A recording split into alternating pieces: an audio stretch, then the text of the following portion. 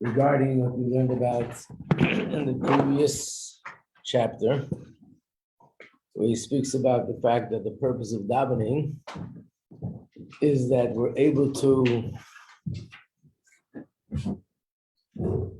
meditate on the greatness of Hashem in such a way that the seichel of the nefesh habahamis should be a keli, a vessel, to understand and to perceive things the way that is seichel eloki of the nefesh elokis understands things.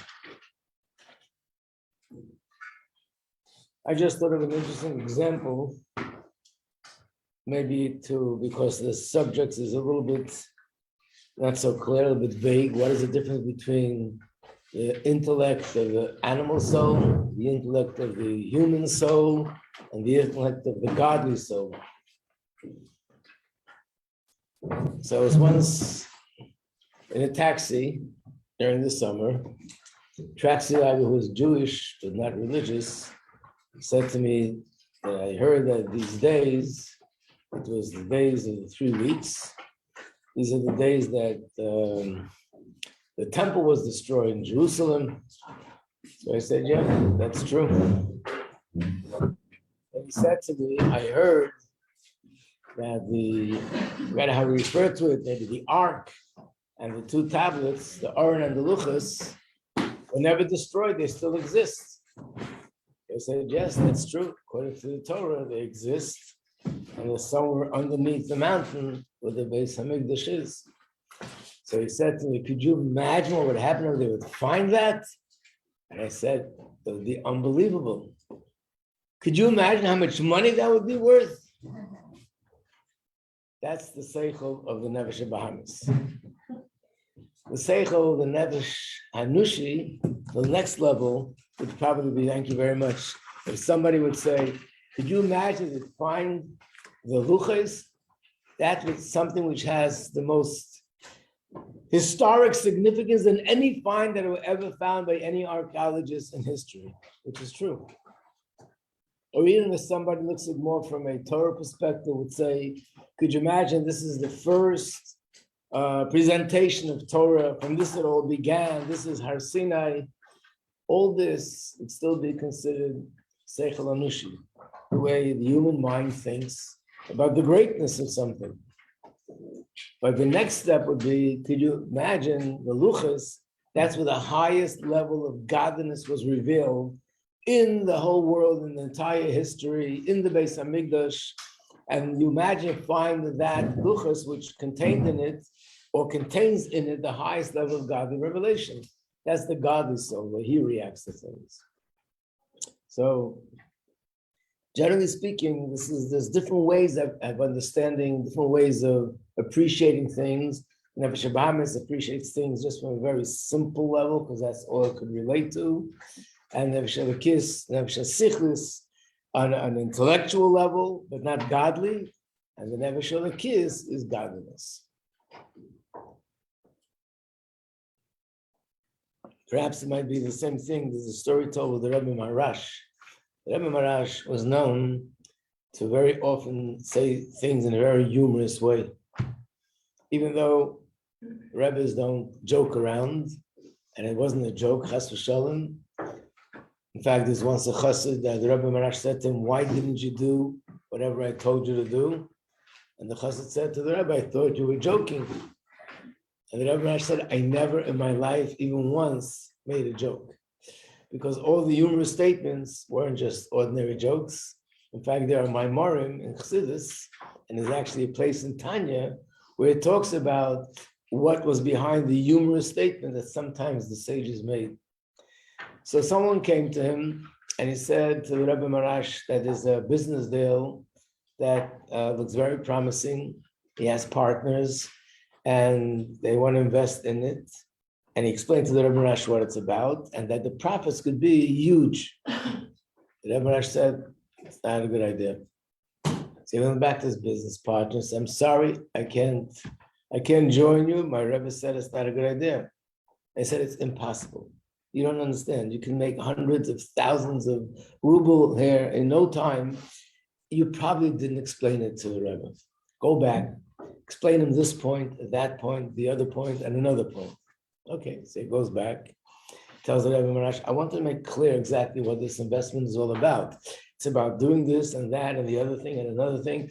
And therefore, the profits will probably be either hundreds of thousands or millions of rubles. And it's a sure thing. Rebbe Marash listens and they said, and I think you shouldn't invest. Okay, goes back to his partners.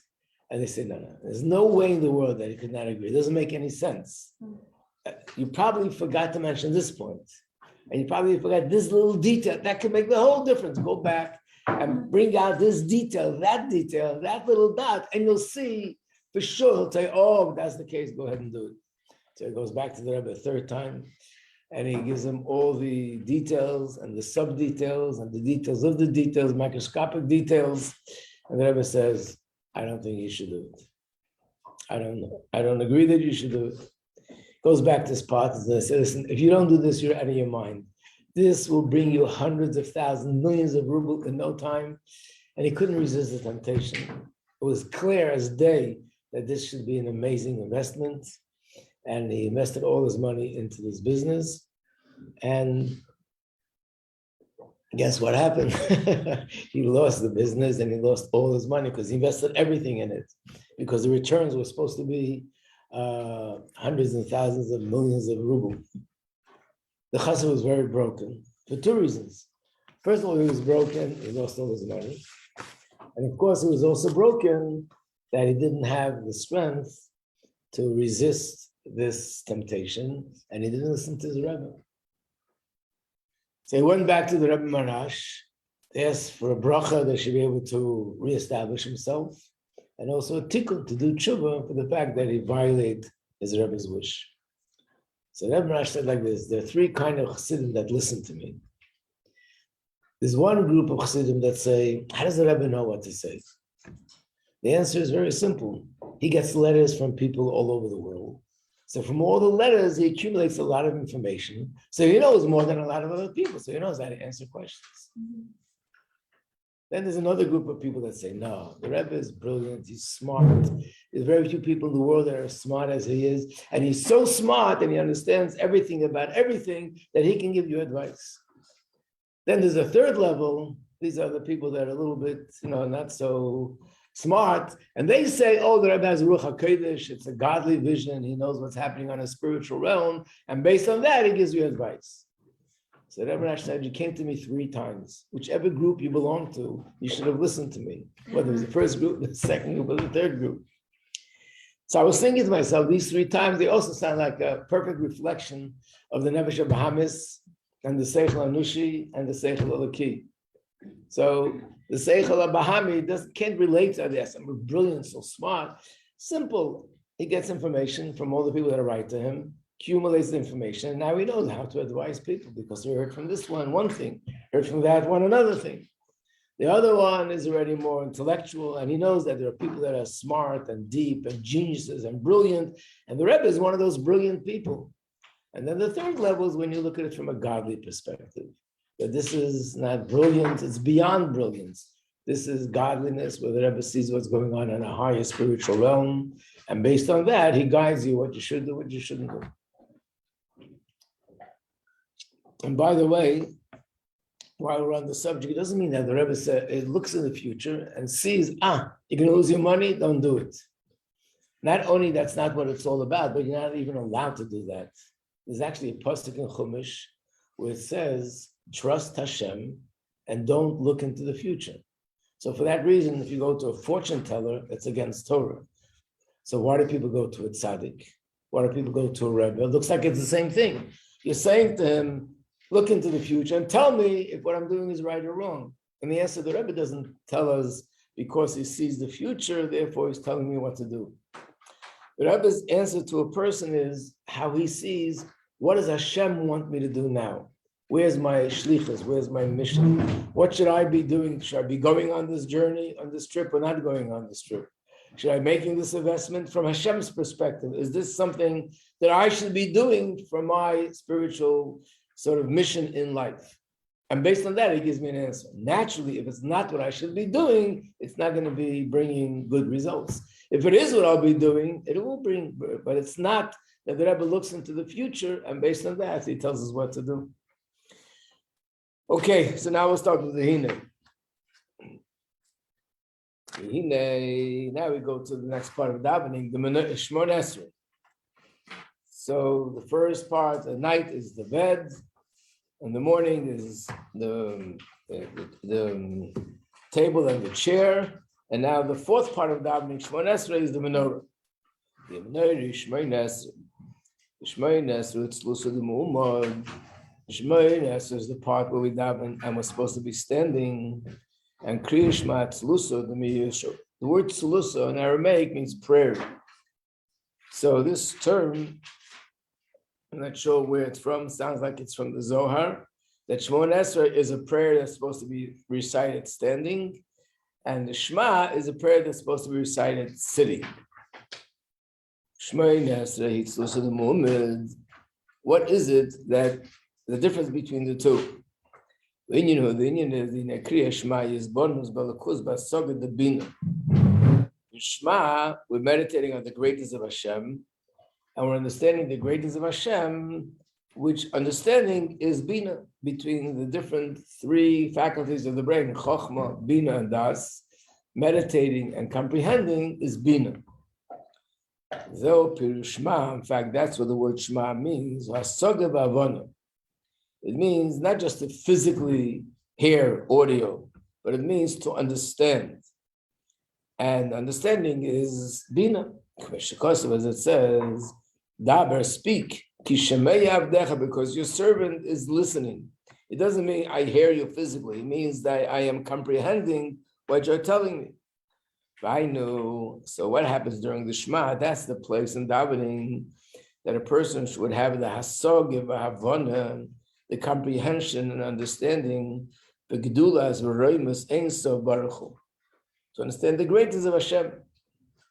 By Deza, and as a result of that, as we explained all along, that the mind is the key to the heart, and what we understand in the brain that stimulates the heart. By Deza, the heart reacts, gets all excited with love and fear of Hashem. But it's a love and fear of Hashem that's hispailas humurgeshes. It's a love and a fear of Hashem that the person feels it, he's aware of it consciously. He's aware of his emotions. What's Schmonester? Schmonester, it's Lusa the Mu'umad. That's a davening where he's standing, and standing represents his bittul b'metzius. Mishakosov, as it says, ba'achra eish, after the fire, there was a quiet, soft, gentle voice. What is that referring to? Actually, thought of preparing the copy, but we don't have it. It's a story in Tanakh where the Navi sees a vision. And he says, first there was a wind that was so strong, it was uprooting rocks, uprooting boulders. And he said, that's not the Shekhinah, it's not Hashem coming. And then there was a fire. And he said, it's not Hashem, Hashem doesn't come in fire. And then there was a lot of noise, big commotion. It's not Hashem, it doesn't come in commotion. And then there was quiet. And he said, that's Hashem. Actually, there's an interesting story in Gemara where there was one of the sages who was blind. And they heard that the Roman emperor is coming and everybody is expected to go out and greet him. So he went out to greet him. And he was standing near someone. I don't remember if this person was someone who wasn't Jewish, or someone who was Jewish, but not someone who believed in the rabbis and the sages. So as they're standing, suddenly they hear bugles and music and drums. And he says to the sage who's blind, stand straight, the king is coming. So he said, no, it's not the king. True, goes by, it was one of the ministers. Then they hear again the bugles and the music and the drums, and it's louder than the first time. And he says, now it's the king coming, stand straight. Because he can't see, so he's guiding him. So he says, no, this is not the king. Sure enough, it comes by. And it wasn't the king, it was one of the bigger ministers. And then it happened a third time. And then it was quiet. You hear a wagon rolling by, a chariot rolling by, and the sage who was blind says to him, stand straight, the king is coming. And sure enough, that was the king. So he was shocked, like, how did you figure that out? You're the blind one, I'm the one who sees. And he quoted this pasuk. Hashem doesn't come where there's a loud noise. He doesn't come where there is big fire. He doesn't come where there's a huge wind. He comes koil d'mama daka. That's what these words mean. A quiet, sort of silent voice. What does this mean? Let's look a little bit further. We'll sort of explain. The Eish, fire, is Rishpei Hatshuka the Kriya Shema. Shemispol Ba'ava. The fire represents the fire of love and desire that one has in the Shema, that a person gets excited with the love, and that love is like a flaming fire. But he still maintains his own identity. In fact, that's why there's such a commotion with the fire, that he's all excited and he's very aware of that fire, because there's no total bittul. So let me explain this a little bit, what this means. I want to show you something that you all saw in the Chassidus of last week, but I don't know if you paid attention to it. If you don't mind, pass this around.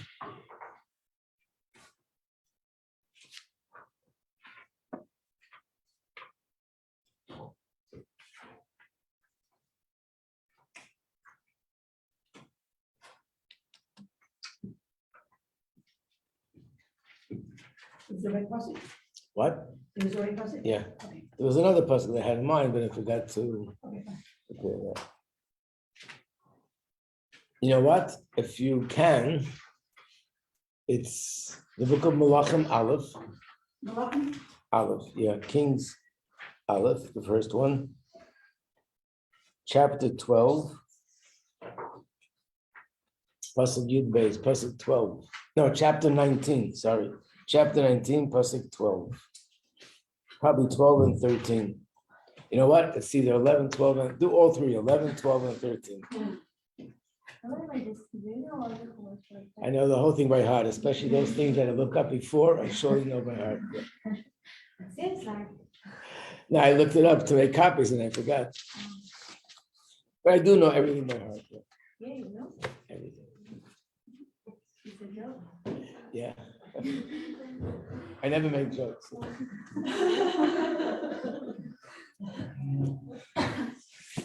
Somebody made an interesting observation.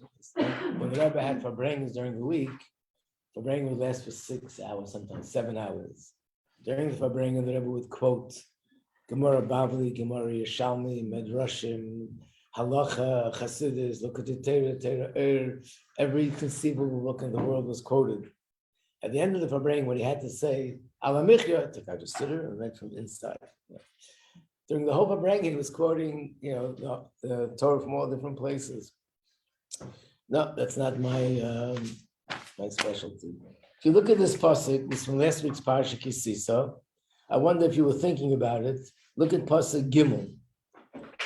V'ish lo ya'ala imach, v'gam ish al yera b'chol ha'har. No one shall ascend with you, neither shall anyone be seen anywhere in the mountains, so on. Let's look what Rashi says. Since the first tablets were accompanied by loud noise, sounds, and with a multitude, the evil eye affected them. And Rashi answers, concludes, our conclusion is there's nothing better than modesty, tznius. Did you ever hear about tznius in reference to the luchis? The first luchis were not tznius. They made a lot of noise. The second luchis were tznius. What does that mean? Tznius, how does tznius apply to luchis? So the answer is because the principle of tznius, which means modesty, modesty means to be not loud and not attract attention. is really not something that has to do only with clothing or with people. It's a general idea. And what basically Rashi is saying is we see an interesting thing. The first set of luchas was given in a much more greater sort of dramatic way. There was noise, there was the smoke and fire and all the things we just mentioned were going on. Noise, smoke, fire, wind. And what happened with the luchas? A short while later, they broke. The other set of the luchas, which was given quietly, the second set of luchas was without all this noise, without all the drama, and after the second set of luchas that lasts forever and it's still complete now, it was never broken. So we learn from this the mile of tznius. And this is a little bit what he's talking about over here. Hashem doesn't come where there's noise. Hashem doesn't come where there's fire. Hashem doesn't come where there's wind. He comes where there's quiet. So the general principle behind this is, it says in Gemara, famous quote in Gemara, some of you might remember it from Pirkei Avos, Istra belagina kishkish karya. What does that mean? It means that, I'm sure you remember the idea that a coin, one coin in a pushka makes a lot of noise, which means if you put one coin in here or two coins and you shake it, it'll make a lot of noise. So based on that, what if you put coins, not just one or two, from the bottom to the top, you fill it all the way and you shake it. If you fill it all the way, you won't hear any noise. How does that make sense? If two or three make noise, and the principle is that the less there is in content, the more noise it makes. And the more it is in content, the less noise it makes. Which means something which is filled with content, that really has deep content, it doesn't need the noise because it is what it is, full of content. But something which is empty, because it's empty and there's nothing really there, that's why the noise is necessary, because without the noise, there's really no substance to it. It's a general statement, could be applied to many different things, at many different levels. But the point is that when something is sort of quiet, not loud, not attracting attention, it's not the way people think that this has to do with, there's something wrong with it, or has to do with shyness, has to do with something much deeper. And you probably have heard this in classes. One of the examples that are given, that after the holiest things in Judaism are hidden. What's the holiest object? Holiest place in the world is a shul. And what's the holiest object in the shul is a Sefer Torah. And how do we keep a Sefer Torah? It's in a aron, in a closet. The doors are locked. It's covered with a cover, with a coat, we call it a little mantala, a coat. And that's the honorable, respectful way to keep it. In fact, even when they read the Torah, I don't know if you ever paid attention, when they read from the Torah and they stop to call up a new person, in that in-between time, they immediately cover the Torah. It shouldn't be uncovered for a while. So the fact that it's not uncovered is because there's something embarrassing there, something not nice, something inappropriate. This is the Sefer Torah, is the holiest thing in the world. And the answer is just the opposite. It's the holiest thing, and that's why it's more hidden. When you think of Torah, for example, we have the revealed part of Torah, and we have Kabbalah. For centuries, Kabbalah was not known to anybody, not accessible, it was hidden. The fact that it was hidden is not because there's something wrong. On the contrary, because this is the jewel and the crown jewel, the deepest part of Torah, the most esoteric, spiritual part of Torah. Therefore, it is hidden. A mezuzah on the wall is covered. And the same thing is with anything else that has a lot of kedusha to it. It is hidden and covered because the fact that things are exposed and open usually this is a sign that there's something lacking inside, and therefore there's a need to make a lot of noise. I once asked the question that how could you imagine New Year's celebration without fireworks? What would it look like? It's New Year's and there's no fireworks at all. No, it's not New Year's. What is it? It's nothing. Just another day on the calendar. Why? Because there's really nothing to the day except for the fireworks. We have Rosh Hashanah. We don't have fireworks. We do make noise. That's called a shofar once a day, but that's a little tiny shofar and it makes a little bit of noise. And the reason is because there's a lot going on. I had a friend once, he wasn't religious, and it was somebody that had some, connected to him.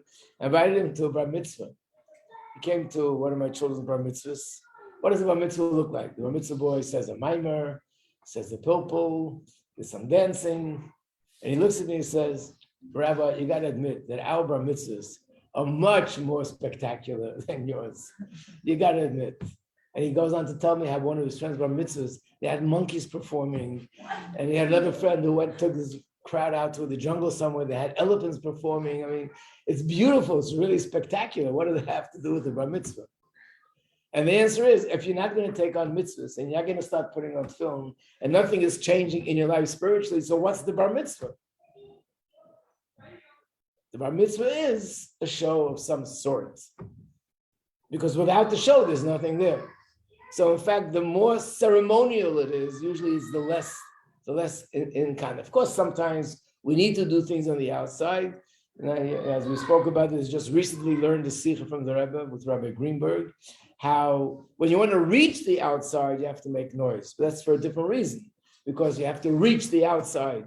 But in essence, Kedusha in itself is inward, it doesn't need to be outward. And the fact that things have a need to be outward is a sign that it's empty inside. And that's basically what it's saying here about the fire that Hashem comes where it's quiet. Meaning even in Kedusha itself, even in spiritual realm, in a good place, in a Kedusha place, the higher the level, the more concealed it is. So the fact that there was a lot of noise, he knew this is not the ultimate level of Shechina. When there was quiet, that's where the ultimate level of Shechina is, because that's altogether within itself. And that's what Rashi means. The first set of luchas were holy, with no question. This was the Torah. This was the beginning of everything. But again, even in Kedusha itself, the fact that it was given with a lot of noise ultimately led that it fell apart, meaning it didn't come from the ultimate place of holiness as the second. The second appeared to be less, but really was coming from a higher place because it came after tshuva. And therefore, it was quieter. And because it was quieter, it's an indication it comes from a deeper place. And therefore, it lasts longer. So now we look at the difference between Shema and Schmonester. Shema is stormy and louder. Schmonester is quiet. It's supposed to be very quiet when you say Schmonester. So the difference is, it's a different, so this is similar to what we spoke about. I mean, I touched on it last time when we spoke about the two kinds of love. Love like fire and love like water.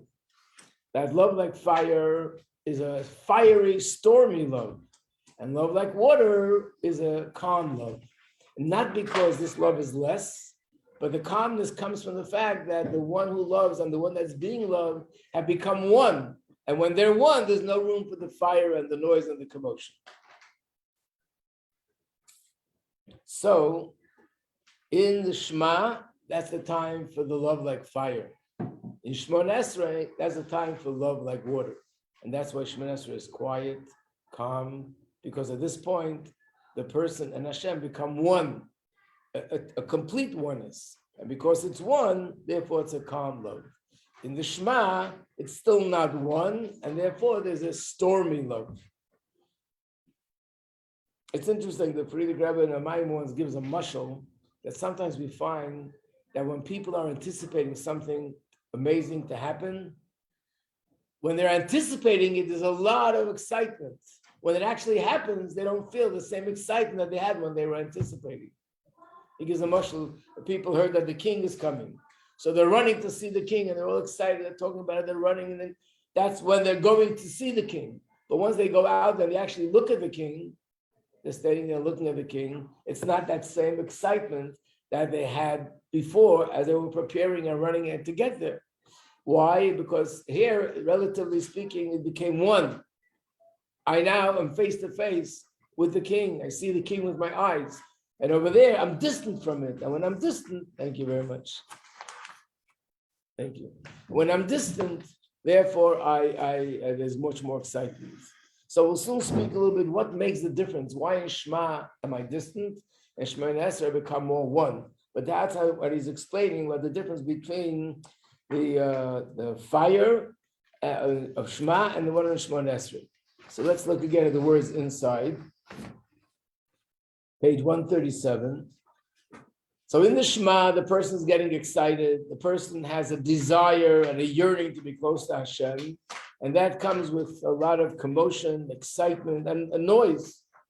But the person is still yesh, which means he still maintains some sense of identity outside of Hashem. In fact, that's why there's a fire and that's why there's the noise. I'm reading the second line from the top, page 137. If he would be totally bottled to Hashem, sort of lose himself completely, marriage, there wouldn't be any noise. And he gives an interesting mashal.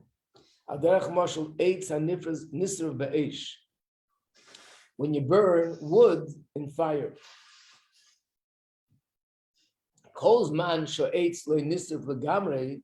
as long as the fire is, and as long as the wood is still not burned completely, you hear the fire, what do they call it, crackling, you hear the noise. There's a big flame and there's a commotion, you hear that noise. Once the wood is totally burned, the fire is now going, there's no noise. And in fact, at that point, once the log is burned, and now the fire is burning, the main sort of warmth that comes from the fire comes after the log is burned, not while it's still in the process of being burnt or being consumed.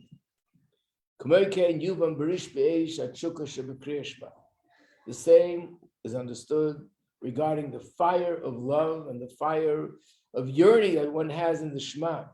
He's still a separate entity from Hashem. In other words, of course, he's excited about Hashem, he's loving Hashem, but it's still the feeling, I'm still aware of self. I feel love for Hashem. So the love is behergish. The love is a kind of a love where he's aware and conscious of my feelings, with his lavos and the flame of fire. But when you come to Schmonester, that's like it says there, so let me give out the sheet. I hope I was right. Yud Aleph, Yud Beis, Yud Gimel. Yeah, you don't mind to pass it around?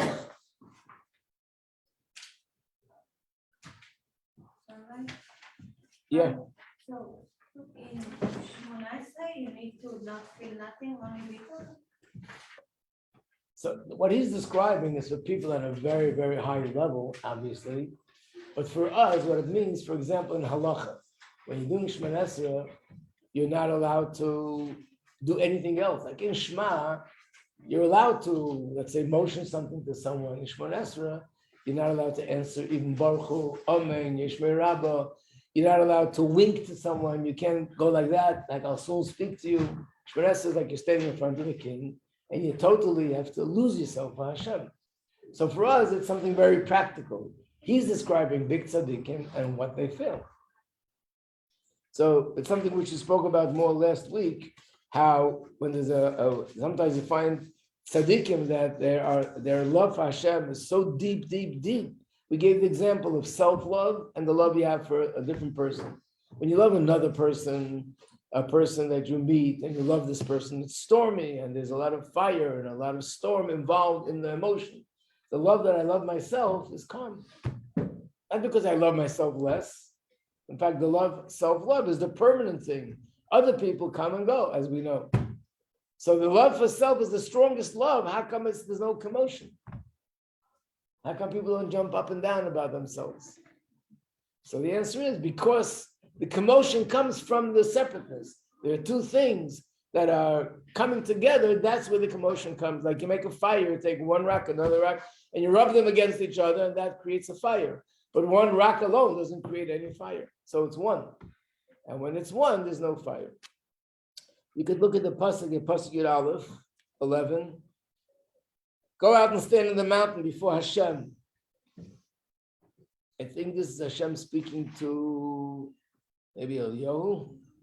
And he said, behold, Hashem is passing, and a great and strong wind, splitting mountains and shattering boulders. But Hashem was not in the wind. After the wind, an earthquake. Not in the earthquake was Hashem. Next page. Then it says, after the earthquake came fire. Not in the earthquake was the fire. And after the fire, there was a still, small sound. And that's where Hashem was. Yeah, it's Eliyahu Navi.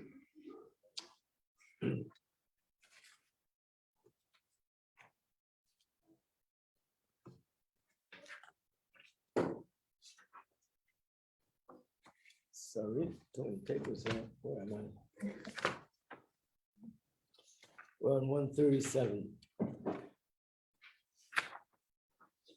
Oh, it's probably under it.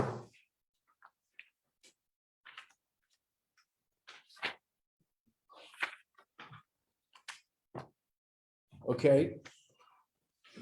So Schmonester is Kol Dumomadaka. Schmonester is that quiet, soft sound.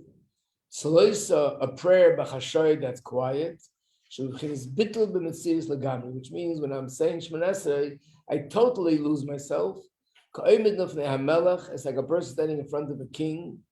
And when he stands in front of a king, he loses himself completely. When he's standing in front of a minister, he's also standing in front of this person with tremendous respect and awe. He's one of the big ministers of the country, but that's a minister. When it's in front of a king, that's a whole different story. I don't know if you remember the story with the Alter Rebbe when he was in jail and they were telling all these amazing stories about his wisdom. The Tsar himself decided to visit the Alter Rebbe, but the Alter Rebbe should know that it's him, so he disguised himself like an ordinary minister.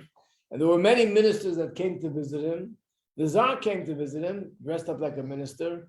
And when he walked in, the Alter Rebbe stood up with such awe that the king said to him, "Why do you give me such respect? As if I was the king, I'm just a minister." The Alter Rebbe said, "No, you are the king."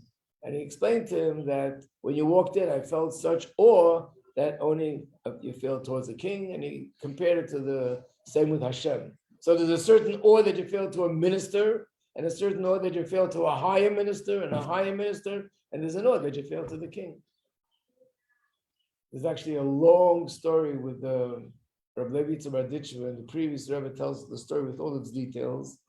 The point I want to bring out in the story is the power of visualizing things in your mind. How if you visualize something, you can relive it. But the part of the story that relates to this is there was a person that was telling people how it was when he was in the army. And now he had a certain message to bring to one of the people in the army. And they sent him to the top general, and that general sent him to a higher general, and that general sent him to a higher general, and then he sent him to the king. And as he was telling the story, and he said, and then he walked into the king and he's fainted. In other words, he wanted to bring out the point that when you picture something in your mind, you can relive it as if it's happening right now. And he fainted. What did he faint from? From the awe that he's in front of the king. So when we're doing Schmonester, it's like standing in front of the Melech. When we're doing the other parts of Shema, it's not in front of the Melech, so we're not totally lost. That's why there is the love like fire. And in Schmonester, it's more like water will become one, and there's less awareness of self or total unawareness of self because we're totally into Schmonester. We'll continue and explain a little bit more how this is more practically related to us, because of course this is a very high level of serving Hashem, to be continued. Okay. Yeah. What? In the Shema, I thought also really gestures and